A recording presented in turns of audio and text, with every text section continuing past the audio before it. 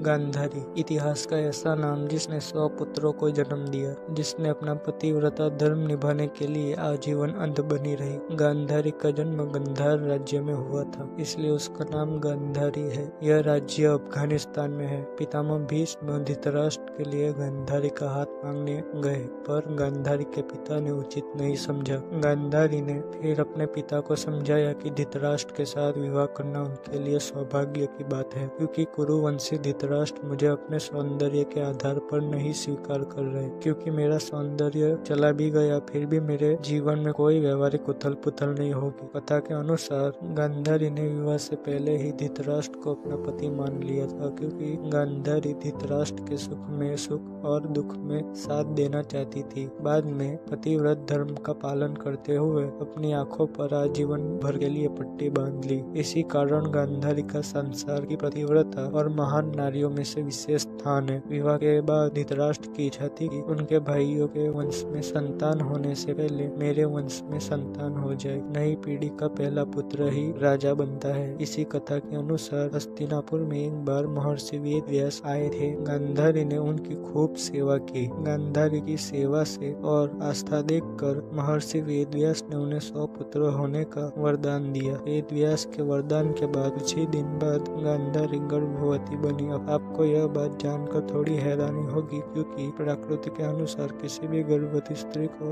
बच्चे को जन्म देने में 9 महीने लगते हैं। गांधारी को 9 महीने के बाद 10 महीने के बाद भी बच्चा नहीं हुए। बाद में उन्हें पांडु के बड़े पुत्र युधिष्ठिर के जन्म की खबर मिली। इससे धृतराष्ट्र थोड़े दुखी हुए, क्योंकि पांडु के पुत्र युधिष्ठिर का जन्म पहले हुआ था। गांधारी को 11-12 महीने लग गए, फिर भी पुत्र प्राप्त नहीं हुआ। गांधारी सोचने लग गई कि यह पुत्र जीवित ही है कि उसकी मृत्यु हो चुकी है। दुख में आकर गांधारी ने अपने पेट पर प्रहार किया। इससे गांधारी का गर्भपात हो गया और एक मांस का टुकड़ा बाहर निकला, और यह कोई इंसानी मांस के टुकड़े के जैसा नहीं दिख रहा था। इसके बाद हस्तिनापुर में कई अजीबोगरीब घटना होनी शुरू हो गई। वेद व्यास को पता चला कि उस समय गांधारी के पास आकर बोले, गांधारी, ये तूने बहुत ही गलत किया। मैंने जो वरदान दिया है वो कभी भी व्यर्थ नहीं जाता। इससे गांधारी बहुत डर गई। वेद व्यास ने उसका उपाय दिया। गांधारी ने कहा कि मुझे एक पुत्री भी चाहिए।